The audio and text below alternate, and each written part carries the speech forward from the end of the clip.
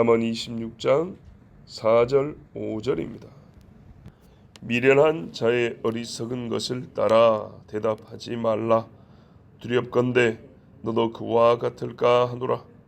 미련한 자에게는 그의 어리석음을 따라 대답하라. 두렵건대 그가 스스로 지혜롭게 여길까 하노라. 아멘. 오늘 말씀은요, 대화술이나 말하는 기술을 가르치는 것이 아니라 말하는 중에 지혜를 잃게 되거나 혹 지혜 없는 자로 여겨질 수 있는 이 위험을 막고자 주신 말씀입니다. 또 한편으로는 무익한 말을 아끼게 하시는 뜻도 있습니다. 자, 여기 보면 어리석은 자, 미련한 자가 있습니다. 이 어리석다, 미련한 자라 이 말은 이 상식이 안 통하는 말에서부터 악을 꾀하는 말까지 다양합니다. 일반 대화가 안 돼요. 예. 또는 악을 자꾸 행하자고 하는 말까지. 이 사람은 굉장히 IQ가 높을 수 있지만 악을 꾀하자니까 미련한 자입니다. 자, 이런 사람들이 미련한 사람인데, 우리가 이제 농담으로 그냥 받아줄 생각이 아니라면 건전한 사고와 상식에 맞지 않는 말, 또 악을 꾀하지 않은 그 말에 동조하고 맞장구를 쳐줄 것은 아닙니다. 그럴 때는 오히려 침묵하는 것이 낫습니다. 그렇게 오는 말에 대하여 대답하지 말라는 얘기입니다. 자, 미련한 자가 어리석은 말 하는데요. 그렇죠. 사람이 그러니 거기서 말이 나오는 거죠. 위인이 그러하면 말도 그러하다. 그렇잖아요. 이제 분명히 어리석은 말인 줄 알면서도 그 사람 얼굴 봐서 똑같이 어리석은 말로 맞장구를 쳐주면 그 사람 생각에 나도 자기와 같은 생각을 가진 줄 알고 그 어리석은 말을 더 좋아하고, 그러니까 힘을 내서 할 것이고 행동으로 옮기는데 용기를 얻지 않겠습니까? 또 제3자가 보기에는 나도 그 사람과 똑같게 보일 거 아니에요. 그죠? 이 도둑놈들이 처음부터 길 가다가 당신 나하고 똑같은 생각하고 있지, 이렇게 만나는 거 아니거든요. 이야기를 하다 보니까 너도 그래? 나도 그거 훔치고 싶었는데, 아니면은 훔치지 않으니까 그래 한번 해볼까? 이렇게 대화하다 마음이 모아지는 거 아니에요?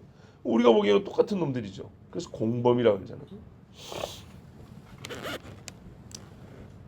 그러니까요, 누가 악을 행하지 않은데 그거 재밌겠다. 그런 순간 나도 똑같은 사람이 되는 거죠. 남을 이유 없이 욕하는데 나도 그리 생각해. 그러면 똑같이 욕하는 사람 되는 거죠.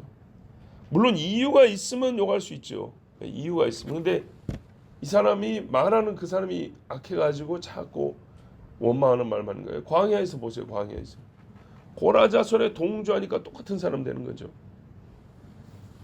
희롱과 음란한 말할 때 재밌다고 깔깔대 웃어요. 뭐 어떡해요? 이 사람 나만 보면 이제 그런 얘기 하려고 하겠죠.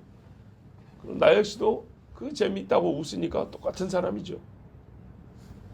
자, 이럴 때는 어떻게 하라고요? 같은 류의 사람이 되지 않으려면 침묵하는 거예요. 침묵. 그러면 그 말했던 사람이 어떻게 생각할 거예요? 이 사람은 내 말을 좋아하지 않는구나, 내 말에 동조하지 않는구나 하면서 또 자기 양심이 자기가 부끄러운 말한 줄 알거든요. 그러면 대부분은 멈추게 돼 있어요. 그 정도면 족하죠. 우리가 거기서 얼마나 그 한 번 대화로 사람을 바로 잡겠다고 뭔 말을 하겠습니까? 그 사람이 자기 어리석은 말을 그치기만 해도 잘한 거죠. 그런데 예수 좀 나가면 5절에 이제 미련한 자가 어리석음을 따라 말할 때 거기에 대답을 해주라는 얘기입니다. 같은 어리석음으로 대답을 안 하는 게 아니라 오는 그대로 맞장구를 쳐달라는 거죠. 봐보세요. 질문이 짜장밥 먹을래? 그랬는데 내가 아니 놀이터에 놀러 갈래. 그럼 그때 내가 바보가 되는 거죠. 아니라 오는 대로 대답을 해달라는 거예요. 짜장면 먹을래? 응, 짜장면 먹을게. 아니면 나는 짬뽕 깨. 오는 이야기가 음식에 관한 이야기잖아요. 음식에 관한 대답을 해야 돼. 말이 되는 거죠. 어리석은 자가 어리석은 말로 했어요. 어리석음을 동조하라는 게 아니라 그 어리석은 주제에 대해서 맞는 말을 해달라 이 말입니다. 예, 이 사람이 도둑질하자 그랬어요. 가만히 있으면 아니다. 이렇게 간다 이 말이죠. 이게 4절 말씀이라면 5절에는 도둑질하러 가자 그랬더니 도둑질한 주제에 대해서 맞장구 대답을 해달라는 거야. 야 임마 너 그러면 안 돼 이렇게 이야기하는 거죠. 도둑질은 나쁜 거야. 이렇게 얘기를 해줘야 된다는 거죠. 자, 똑같이 어리석게 말하는 게 아니라 어리석은 말을 하니까 거기에 맞서는 합당한 대답을 하라는 얘기. 그 말에 합당한 대답. 자, 침묵은 좋은 것이지만 이 많이 미련한 사람은요, 내가 침묵을 하면 오히려 동조하는 줄로 또 생각하는 인간들이 있어요. 예, 반대한다고 생각하는 게 아니라 동조한다고 생각하는 사람이 있어요. 어떻게 보면 얘가 나한테 대답할 말이 없구나. 내가 참 똑똑한 말 했나 보다. 이렇게 생각하는 경우가 있다고요. 제가 지금 단순한 얘기지만 좀 어려운 말도 있을 거 아니에요? 예. 복잡한 이야기가 있단 말이죠. 근데 거기에 대해서 가만히 있으니까 예를 들면 내가 우리 집에 불상 하나 세워놨는데 야 예수 얘기들 너희들은 뭐 불상에 전하지 말라 그러지. 그래도 한국 사람은 불상 하나 집에 있어야 되는 거야. 이 불상이 있음으로 말미암아 우리 집이 어쩌고 저쩌고 하면서 막 얘기를 했어요. 거기에 가만히 있을래요? 아무 말도 안 하고. 그때는 어떻게 되는 거죠? 아무 말도 안 하면 그래 불상 없앨게 이렇게 말 안 하고 저 예수 얘기가 내 말을 못 이기는구나. 진짜 뭐 예수 믿는다고 뭐 성경 공부하러 다닌다고 하더만 뭐 아무것도 모르네. 이리 와서 자신 있게 불상을 딱 세워놓고 집에서 우상 숭배한다고요. 이런 경우는 어떻게 하냐고요? 말을 해줘야 한다고요. 어이, 그 돌 아닌가 돌. 돌에다가 금방 입혀놓은 거 아니야? 이렇게 조각해가지고 그거 똑같은 돌이잖아. 망치로 깨면 깨지는 거. 이렇게라도 말을 해줘야죠. 아무것도 아니다고.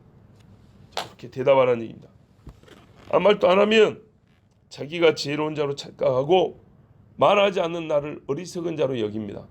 뭐 내가 어떻게 여겨지는 것보다도 그 어리석은 자가 자기가 옳고 지혜롭다고 생각해서 더 악을 행하고 더 어리석은 짓을 행하는 일이 되어버립니다. 그때 우리가 방주하는 죄를 짓는 거죠. 용기 없어서 말이죠. 그때는 얘기를 해줘야 합니다. 어리석은 것을 그 사람이 듣게 해줘야 돼요. 네가 얼마나 어리석은지. 그래서 교정하고 바른 길로 갈 수 있도록 우리의 입을 열어서 말해줘야 됩니다.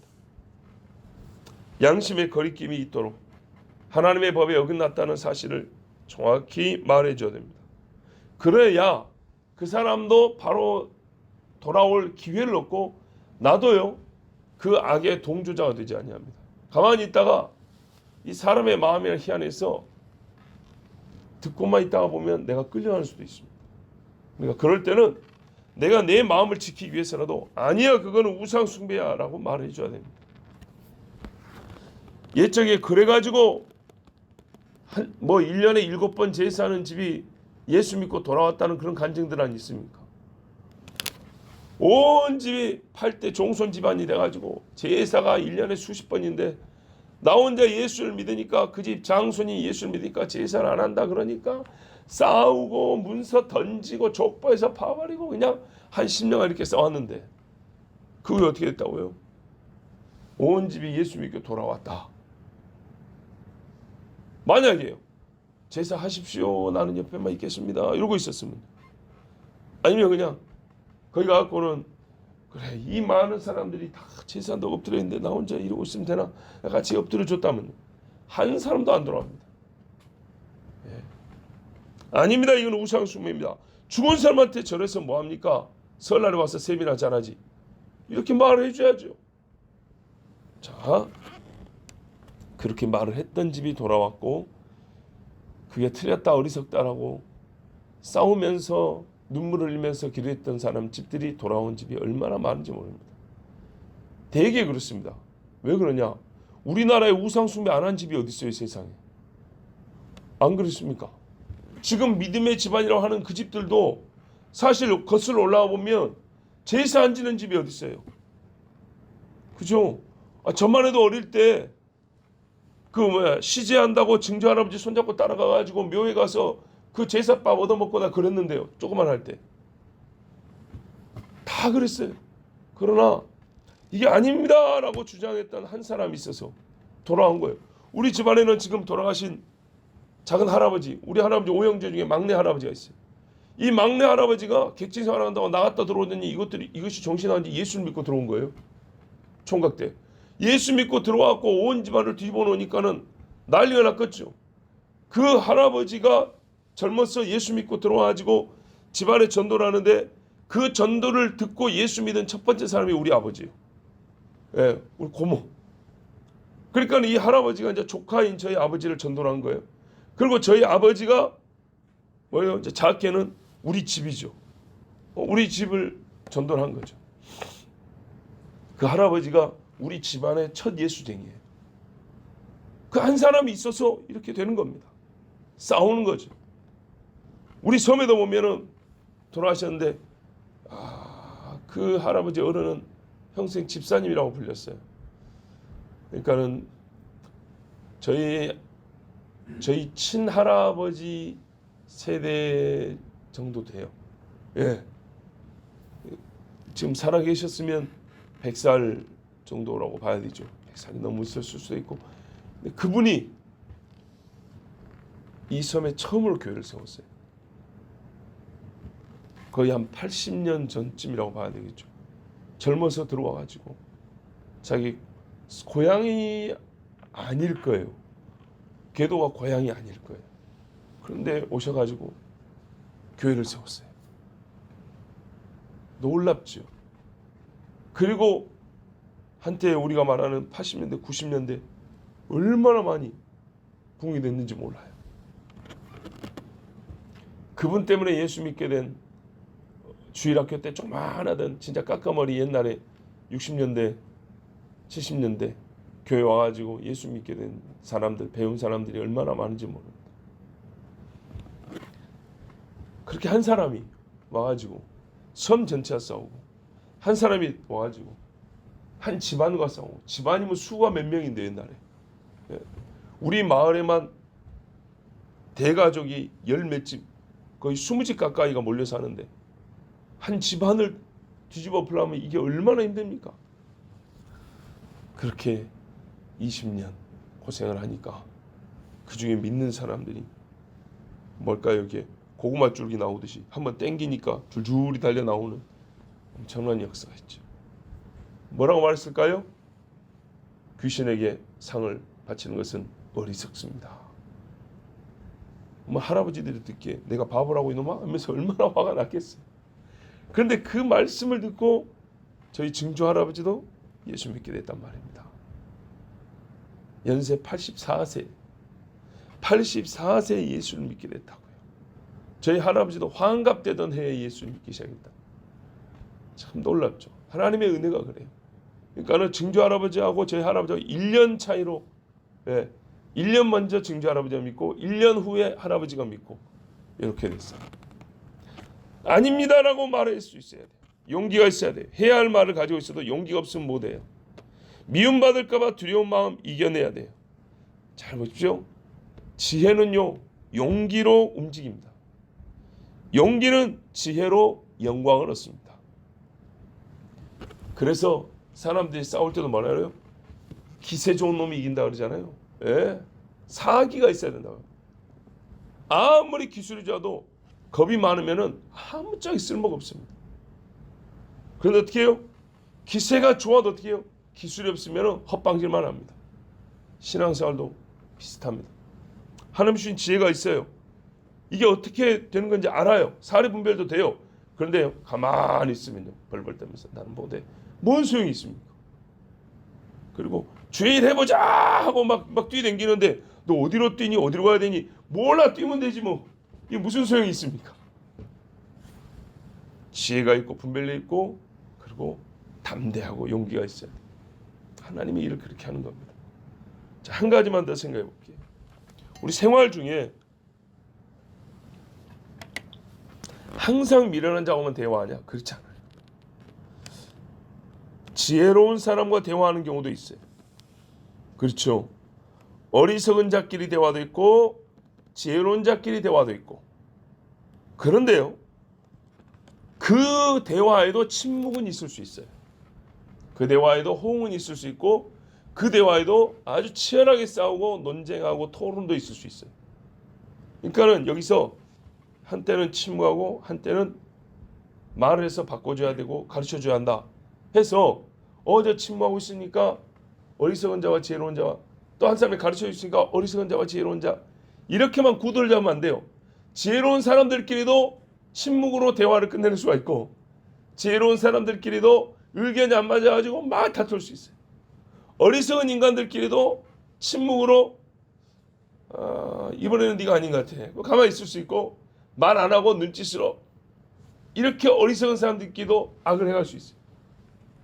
또 어리석은 사람들끼리도 그 어리석음 때문에 더 막 머리끈이 잡고 치고받고 싸울 수 있어요. 그러니까 침묵이 있냐, 가르치는 교훈이 있냐, 그것을 한쪽은 어리석고 한쪽은 지혜롭다 이렇게만 볼 게 아니고, 어리석은 사람들 사이에서도 이런 일이 있을 수 있고 지혜로운 사람들 사이에서도 그런 대화법이 있을 수 있고, 한쪽이 어리석고 한쪽이 지혜로운 경우에도 이런 일이 있을 수 있어요. 그러니까는 외형만 보고 누가 미련한 자구나, 누가 지혜로운 자구나 이렇게 판단 함부로 하지 말고 말의 내용을 잘 들어봐야 됩니다. 뭔 주제로, 무슨 연유로 이렇게 얘기하는가. 그리고요, 사건만이 아니라 중요한 건 사람의 의도입니다. 의도. 사람이 똑같이 다쳐도 때리기만 해야지 이러면 어떻게 될까요? 때리기만 해야지 했는데 몸이 상해버렸어요. 뭐 어떻게 되냐? 폭행의 결과로 상해가 됐어요. 폭행치상죄가 되는 거예요. 예, 얼마 전에 뭡니까? 제가 텔레비가 없어서 드라마를 못 보는데 짧게 뭐 하나 본 게 있어요. 그 참 말 잘하더라고. 그 말이 보세요. 마음이 얼마나 중요하냐. 사람이 상했다는 결과는 똑같지만 그냥 때리기만 했는데 살짝 그냥 한 대 쥐박아야지 그랬는데 갈비 불라졌어요. 그럼 어떻게 해요? 폭행치상죄가 되는 거예요. 근데 내가 정말 상해를 입혀야지 하고 했는데 진짜 상해가 왔어요. 그러면 그거는 상해죄가 되는 거예요. 내가 사람을 죽여야지 하고 때렸는데 안 죽고 다치기만 했어요. 그럼 어떻게 했냐? 살인 미수가 되는 거예요. 몸이 갈비뼈가 불러서 병원에 입원하면 똑같은 결과인데 의도에 따라 죄가 달라지는 거예요. 의도에 따라. 이해가 되시죠?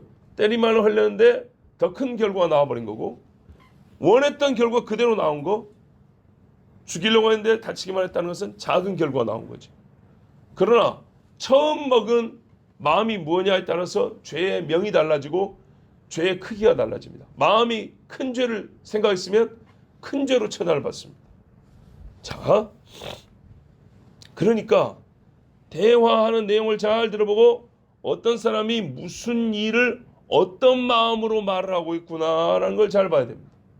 이것까지 종합적으로 판단해서 둘 다 지혜롭고 참 의로운 사람인데 여기서는 의견이 갈리는구나. 예를 들어서 바울과 바나바가 성경하는데 말이죠. 이 마가를 데리고 갈 거냐 말 거냐. 나름대로 이유가 다 있어요. 나름대로 이유가 있고 다 뜻이 있었어요. 틀린 게 아니었어요.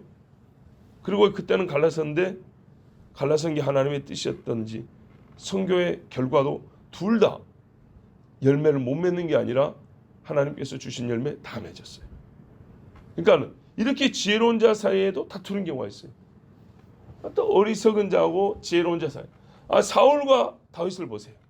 다윗이 피하여 다니고 조용히 다니다가 또 어느 한 번은 그러잖아요.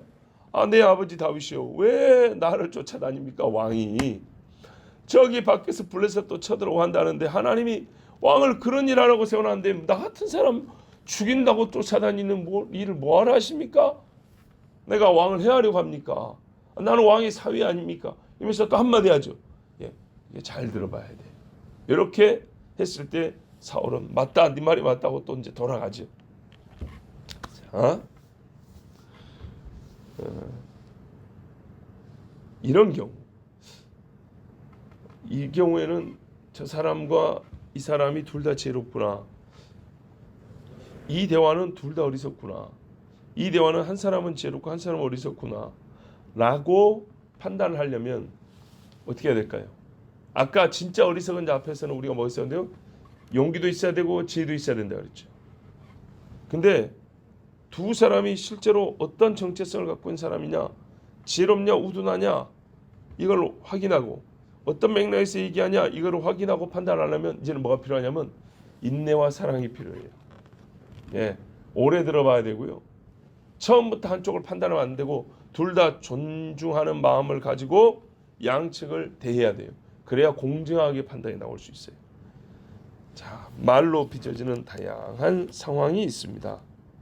사람의 깊고 오묘한 속이 말로 드러나기 때문에 말을 잘 듣고 또 말을 잘 하는 것은 신자에게 참으로 중요합니다. 바울이 어찌 되었든지 내가 죽은 자의 부활에 이르려 하노라 한 것처럼 결론을 말하자면 예수 믿는 사람은 어찌 되었든지 말을 잘해야 합니다. 첫째는 죄를 안 져야 돼요. 말로 죄를 안 져야 돼요. 둘째는 말로 하나님의 의를 이루는 데까지 나아가야죠. 그렇지 않겠습니까? 죄만 안 짓고 가만히 있으면 될까요? 하나님의 영광을 위하여 말할 수 있어야죠. 하늘의 천사들이 하나님 앞에 찬송을 한다 하지 않습니까? 우리보다 먼저 올라간 그 하늘의 영광스러운 자리에 있는 24장로가 자기 머리에 있는 면류관까지 다 벗어 하나님께 드리면서 할렐루야 할렐루야 존귀와 영광과 지혜와 하면서 하나님을 찬양하지 않습니까? 우리 말은 그렇게 해야 되는 겁니다. 예수님이 유대에 모인 사람들에게 이렇게 말씀하셨습니다. 누가복음 7장 35절에 지혜는 자기의 모든 자녀로 말미암아 옳담을 얻느니라. 아멘. 우리가 참으로 하나님 앞에 지혜로운 말을 할 때 지혜 곧 우리에게 이 지혜를 주신 참 지혜인 주 예수님이 옳다함을 얻는다 그 말입니다. 우리가 어떤 말을 하냐에 따라서 내가 믿는 예수님이 세상 사람들 앞에서 아 예수가 옳구나 이렇게 얘기해 줄 수 있고 내가 말을 잘못함으로 인해서 아 예수가 틀렸구나 이렇게 여겨지기도 한다는 겁니다. 그래서 예수 믿는 사람들은 참으로 우리가 어떻게 해요?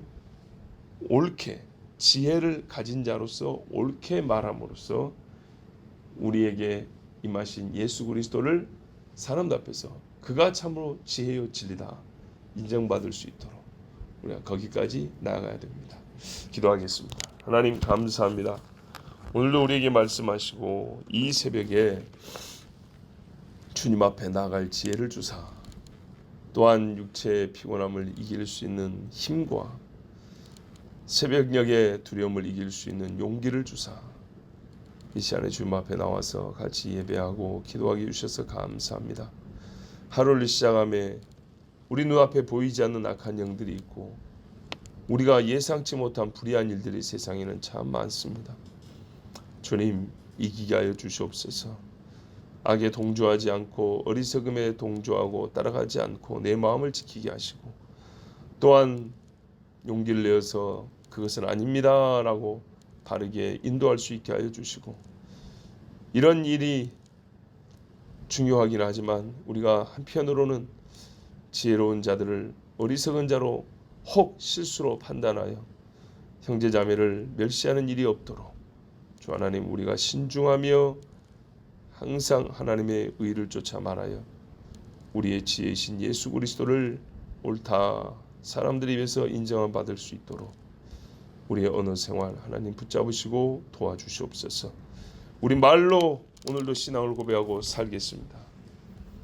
혹 육이 약할지라도 내 말이 주님 앞에 여러분 주께서 건강을 주실 것이요 내 심령에 두려움과 걱정이 있을지라도 내가 입술로 고백하여 주를 신뢰하면 주께서 다시 이길 힘을 주시고 우리에게 생명과 경건의 능력을 다하여 주실 줄 믿사오니 하나님 오늘도 믿음 있는 말로 주께 영광을 돌리고 주와 함께 사는 주의 자녀들이 다 되게 하여 주시옵소서. 예수 그리스도의 이름으로 기도하옵나이다. 아멘.